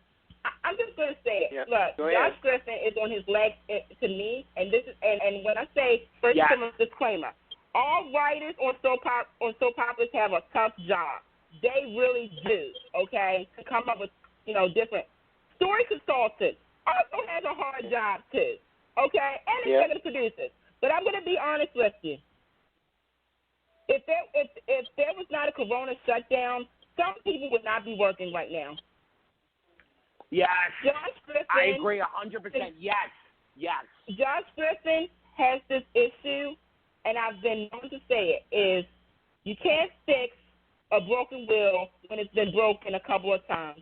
Let somebody else either help you or just stop. Josh needs to understand that what worked in 2013 is not going to work in 2021. When you look at your cast right now, right? When you go back and you pull back and you take a look at the fact that you have each decade representation. You have decade of 70s, 80s, 90s, early 2000s, late 2000s, right? You have a multi-generational family story arc right now, okay? Yes, you do need to bring back certain people to make this really good. Like a Finn, like a Noah. Hearing Moses' name lately, I'm like, okay, are we rebranding the Winters family here? Because if you're going to bring Moses back, we need somebody to fill in the younger adult scene, and we also need to fill in the faith demographic scene too. Okay, age, Johnny, and Katie. Okay. Yes. Josh can say what he wants to say. Coming back. He's going to live with Devon. Well, that's what I'm saying. But the thing is that you got to look at where he's going to be placed. We're hearing he's going to be pre-med, so that means he's going to be in the Elena, Nate, Devon area. Okay. That's why we need to bring some more characters. The show is called The Young and the Restless. The problem is when you look at the show, you don't really have enough young people there to branch out into the next generation. You could have Lola. Josh is that this is not, Mark Grossman, dude, I love you, but we need to take some stuff back about the Adam show because this whole Adam, Sharon, Chelsea with the show. By the way, Melissa Claire Egan, I know you're enjoying it because, girl, I would be too if I don't have to wear makeup or fancy clothes and I can just lay around and be like chilling out. Like, hey, I would actually like to do that one day. But this Adam, Sharon, like, the only thing from the Adam story that I enjoy is face reaction. Because she's the least person you would think would be really hurt by all of this. I love the fact that we're seeing Faith going through real situations of family drama. And we all all of us went to school, we all remember being bullied. There was one time, and if you weren't, good, congratulations, but somehow, somewhere, you were teased, you were picked on, you was like the joke of the school day or whatnot. And we're seeing that. We're seeing peer pressure. It makes us think about freaking Kathy, and I love the fact that Nick said that. I cannot lose another daughter when he found out about Faith's alcoholism, which ties into Nikki. John, you better use Melanie Thomas Scott correctly because I'm sick and tired of Melanie Thomas Scott, who is like a queen. You need to use, like I just said, the young, but also keep in mind, you do not have her being day player number 9. You do not have her being there to be. You are using. Let me just. Okay. You have Mariah. Come on. Over here. Tell me you don't want that moment. Tell me you don't want that moment where Melanie Thomas Scott, a.k.a. Nikki, just breaks down completely and basically begs Faith to not fall into the patterns that she fell into. That scene would be so dynamically powerful. I've already seen the scene where, Me too. you know, yes. Nikki picks up the glass bottle and she throws it to scare Faith and saying, this is the face of alcoholism. Do you know how many people I hurt? Do you know how many people I almost killed? Do you know because of this I did this and this and this? Because I feel as though this is okay. All right, Sony shows. Both Young and Dave, y'all both having a problem with this, so I'm going to help you guys out. On Days Our Lives with Allie, you have people in her family who has been sexually assaulted, raped, and whatnot. To me, you do need Marlena. You should have had Marlena over there from day one to be with my Allie. God, yes, thank you. Yes. Sammy is another one, but she's a double, you know, Kayla. Yes, I love the fact that Kayla got to say it, like, because she's, like, not comfortable with Tripp being around considering her own history. With Steve, and not only that, Steve, but your ex-wife, your sister, and your daughter were all raped. You know what, Dave? You got a problem here. You need to use that. With Young and Restless, you do need to have Nikki be off in Faith's face. I agree with Nick when he said that to Sharon. Sharon is like, we need to get her a psychiatrist. No, you don't. No, you don't. Get Grandma. Instead of Grandma talking to Victor about Adam this and Adam that, Adam, have her be more engaged with her grandchild. Candice, I want to see that moment. You know, I didn't think about the bottle being thrown across the room. That's an amazing touch, Candice. Thank you. I want to see that moment where Nikki literally falls to her knees with everything that she's confessing to her granddaughter, because at this point she's got nothing left to lose. It's the last moment that she's going to give everything that she's been through to her granddaughter to show her that this is not it. And I don't need Victor in the scene. I don't need Victoria. I don't need Nick. I don't need Sharon. Nope. I need this to be just those two. Okay. I need where. No, I disagree with you. I need Sharon to be coming down or coming into the room, whatever, be coming downstairs. I need her to hear this and to have that moment where she understands for the fullest and realest time who Nikki really is too. Well, no. What I'm saying is, okay, with can you imagine and the Sharon? Let them bond. Let them bond. Well, can you? Well, here's the thing. Yes, can you imagine the scene? Let Sharon overhear it all so that we get a scene with Sharon and Nikki afterwards. Think about it. Think about how powerful that would be. I can see that, but I want you to hear the scene out. Okay, so you have Sharon. You have Sharon and Nick, or Sharon, right? Or Nick. Yep. Actually, I want Sharon and Nick, right?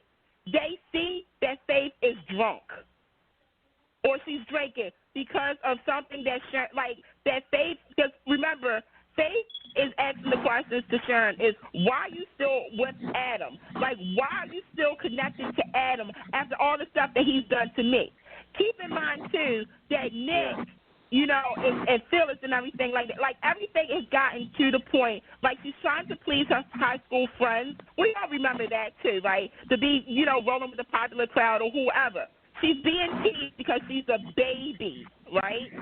And so can you imagine her just drinking and, you know, whatnot, and covering up, and Nikki comes in, right? Keep in mind, Sharon and Nick, like, Sharon and Nick is not even there. I'm just going to go there, right? And Nikki comes down or comes somewhere and says, Faith, are you feeling okay? Yeah, I don't feel good. You know, and then Nikki says, you know, have you seen my gin? And Faith is just like caught in the, like, no, why would I want, and like build up on that where Nikki says, first thing is that you're lying. That's a typical, you know, trait of an alcohol person, you know, alcoholic, is lying. And we build off of that, where Faith realizes that she can't even lie to her own grandmother, right? Unlike she did with Sharon and Nick, right? And then Nikki says, you know, let me tell you a funny story. And then she was like, you know, I, too, was overwhelmed with all of this, with being a Newman wife, taking care of business. Like, it became too much for me. So I just felt as though one drink turned into 2 drinks. 2 drinks turned into 4. Next thing I know, I was driving. Like something like that to like kind of get the scare into face, and then like have the flashback. All right, and I love where you're going with that. Now let's imagine that same kind of scene where Sharon is coming downstairs or coming from another room or whatever. She overhears all this, and she decides to eavesdrop, so on and so forth. Nikki and Faith get to that moment. Sharon comes in, and then Faith turns everything back to Sharon. But you did this, and you did that, and I've had to live with this, and I've had to live with that, and you, and my grandfather, and she just spews it all out from her little life. And I don't mean her life, you know what, I'm sorry, I shouldn't have said it that way. But she just lets it all out. What do you expect? What do you expect? Who do you think I was going to be after having to deal with all of you all these years? You're crazy, you're not crazy. You with my daddy, you with my uncle, you with some crazy man, you with Dylan. What did you expect? Who did you think I was going to be? But you know what? I also wondered this too. Okay, you want the Sharon thing? I'll give it to you. Nikki goes off with Faith, right? Faith goes upstairs crying. And Sharon does say, you know, thank you. And then Nikki says, you know, this is also your fault as well. What you just said is that, you know, she's right. How can you still be connected to a man who ruined her life, who partially ruined our life? Yeah. Ruined your life, Nick's life. There's so many life. beats that they don't play that are hanging, that could be so wrapped up in this storyline that, oh my God, think about it. There are so many beats that they could you know, move us and make us and pull us right back into the heart. Young and the Restless 7 years ago. You know what I mean? Mhm. I've got exciting news for you, for the Young and the Restless. The Candice, you're warm on that. What JG has planned for Nikki. It turns out that Sharon, I believe it's supposed to happen next week. Sharon's supposed to turn to Nikki for help, which is going to be really good. And also, Nick is going to hit the dark side when the secret is revealed, and it's connected with Sally. So watch out for that. Oh my God! I'm sorry, but I love the idea of Sally really getting together with Nick. I'm sorry, but I do. I really do. Yes. I'm probably Nick, the only one on this call, but I don't want Sally with Jack. No, I want her with Nick. When we first found out she was going to the Young and the Restless, I did want her to go with Jack. I did, but the way it's played out, I want her to end up with Nick. I like that little fiery dynamic there. Yeah.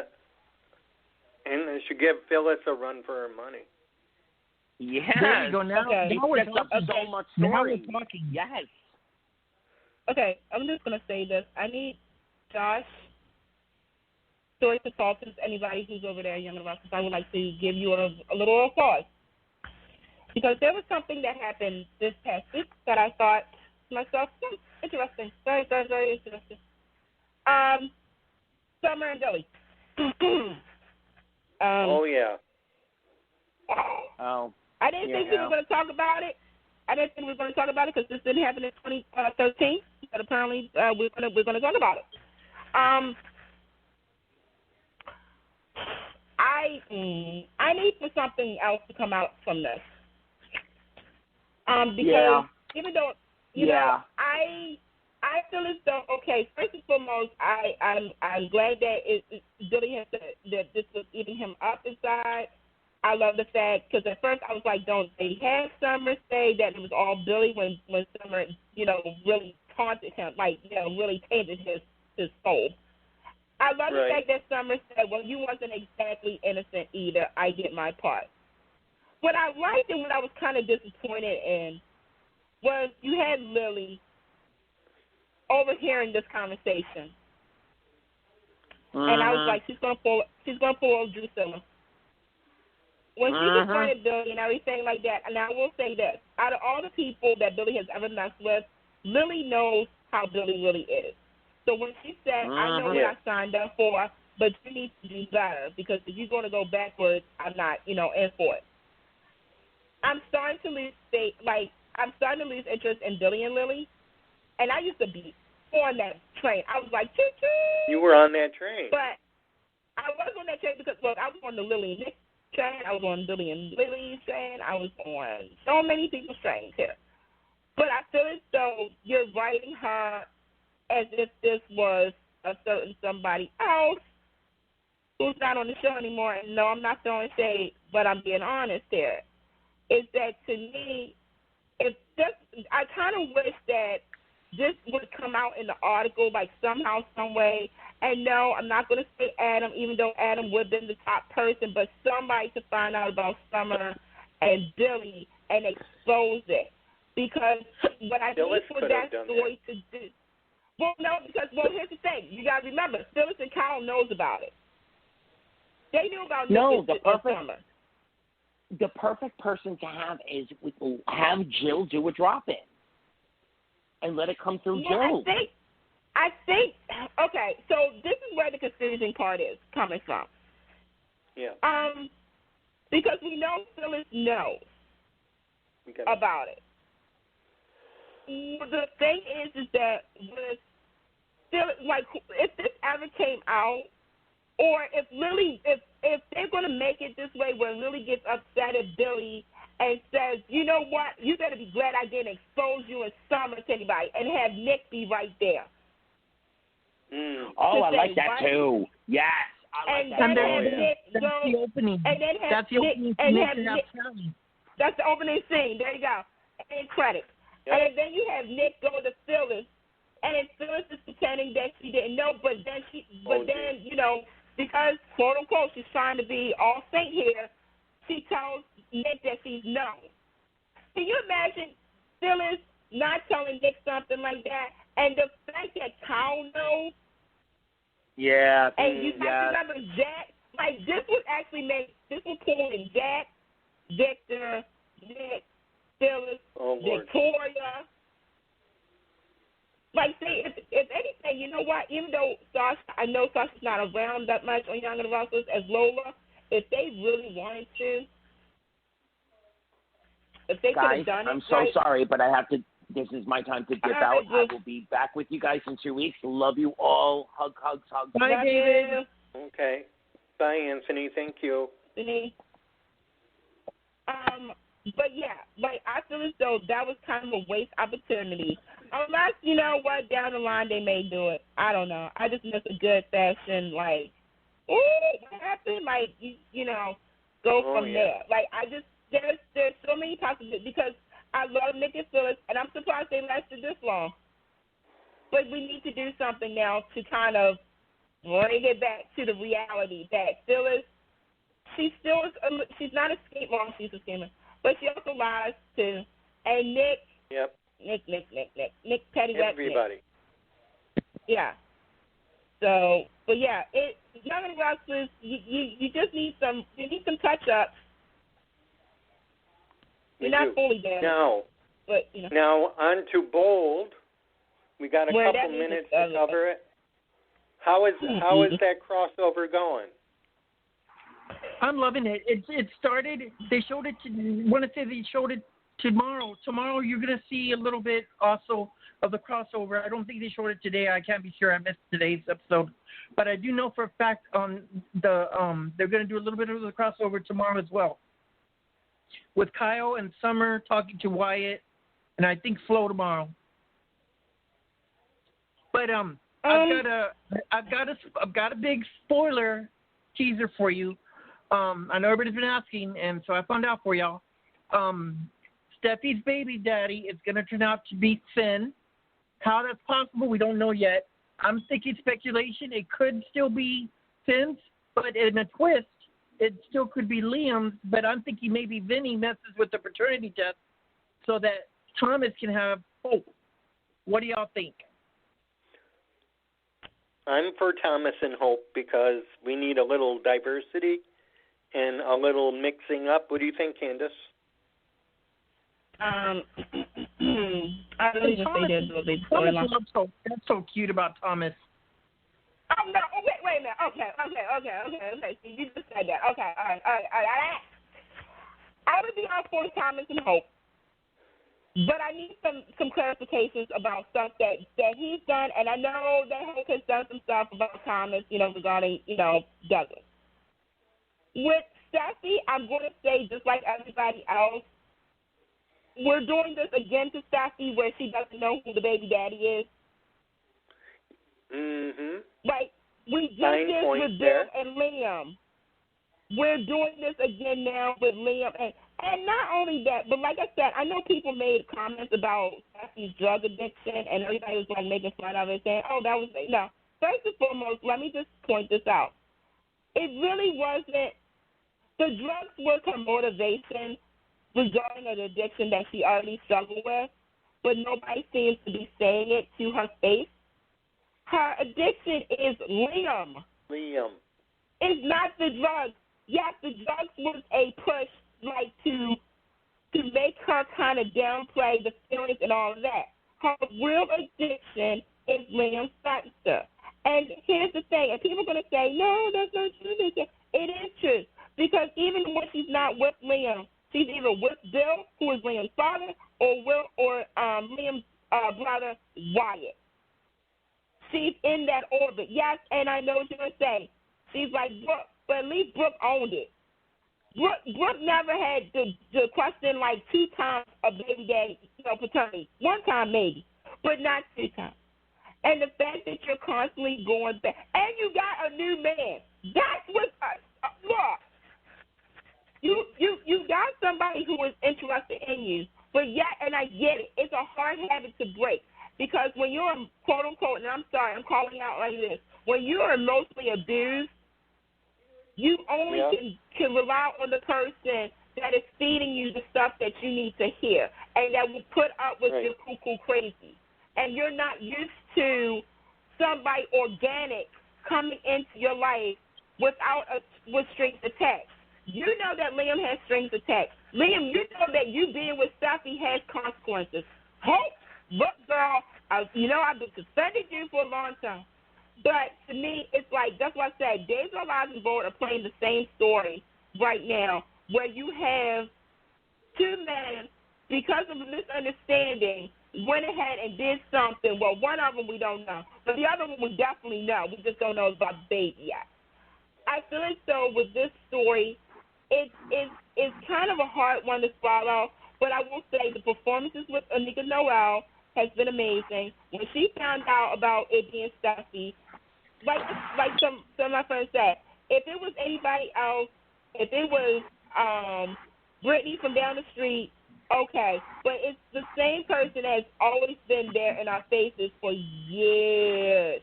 For Steffi to be like, I can't have you tell Hope.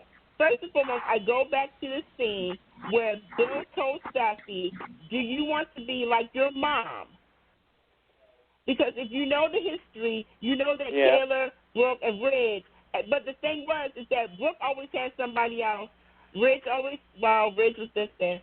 And Taylor Brooke was like, they were women who did love the same man, but they had other relationships. And, Bo, that's another problem that you're having, is you don't have enough guys. So with this crossover, I was jumping for joy. Because I've always said that if we could do a trade-off, I would trade Summer over to Bold and the Beautiful and Wyatt over to Young and the Restless. I didn't say about Summer Slow, though.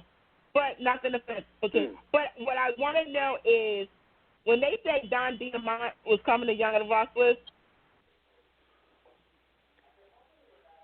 yes, I Is had he part of the joke. crossover? Yeah. So is he really going over to General City? Yes. Okay, so here's the thing, because some people are trying to figure this out.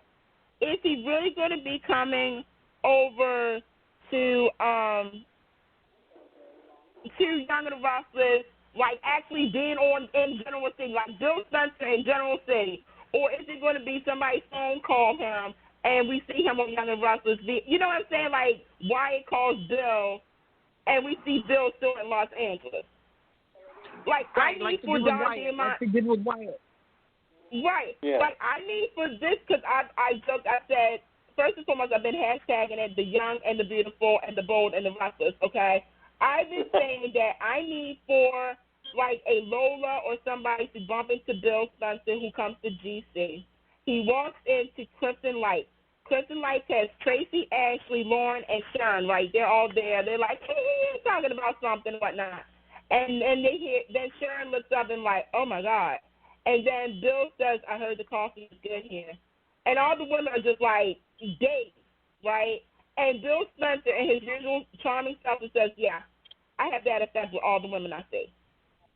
Like, but it will affect Tracy, like, you know, like, oh, my God. It's like, and then she goes out and she says, excuse me. It could happen. It's a 2-week event. Oh. It's a 2-week event. I need for it to happen, like, tomorrow, like, Friday cliffhanger, and go into, because I think a lot of us fans, look, and we're hardcore daytime fans, and we love this genre, but I do feel as though I think we did get a little hyped up, because Summer and Kyle are over in Los Angeles with Wyatt and Flo, and supposedly Wyatt and Flo are going to be back going over to Young and the Restless, and then when they said Don Diamond, but just like you said, when Summer called Wyatt, it was Los Angeles. So is Wyatt and Flo going to come to the, you know what I'm saying? Or is everybody going to stay in Los Angeles and you're just going to see the phone call conversation? Don't forget Coco. Coco's crossing over too. Well, Coco was crossed over on the phone conversations. Right. So, and I mean, like I said, it's going to be interesting to see the remaining episodes of the crossover. And like they said, Brad Bell and Josh Griffin both said this is not the last time we're going to have crossovers this year. I would like to say I need for somebody to address Sheila Carter. I also need for Brooke to go over to the GC and rival a little bit with Victor. Like, oh, hi, how you doing? Remember me? I would love for yeah. There's some things. I would Also, like for Lily and Devon to see their husband Justin. I was also kind of awesome that I did hear that Josh Griffith is attempting to try to redeem himself through certain storylines, as you can see right now going on with Young and the Restless, and then also Bold and Beautiful, that they're doing this at the crossover. I was told that he's been trying really hard to try to revamp certain storylines. So what do y'all think about that? Do you think that Josh Griffith is going to do good at redeeming? That's what happens when somebody tells you. Oh, go ahead. Go ahead, David. Oh, I'm not. I haven't heard anything. I don't know. Like, what storylines? Well, there's certain, like, okay, so I'm going to be honest. They brought the story consultant, Susan Davis, back over as the story consultant for Young and the Restless. There are certain storylines on that show that has kind of improved. Amanda's storyline has improved. That's it for right now. Josh and this is, again, like I said, this is not a dig to Josh, like I said, because I know we're talking about Bold. Oh. But just hold like on, with Brett hold that Bell, thought, Candice. We're going to get cut off in a minute, in 30 seconds. Okay. Everybody, follow us, Take Two Radio. Yep. We'll see you in 2 weeks. Everybody. Bye, everybody. Thanks, everybody. Love daytime. Get connected with Take Two Radio on Facebook or Twitter at Take Two Radio. For email updates on future shows, follow at Blog Talk Radio. For previous episodes, upcoming guests, and more, visit TakeTwoRadio.com.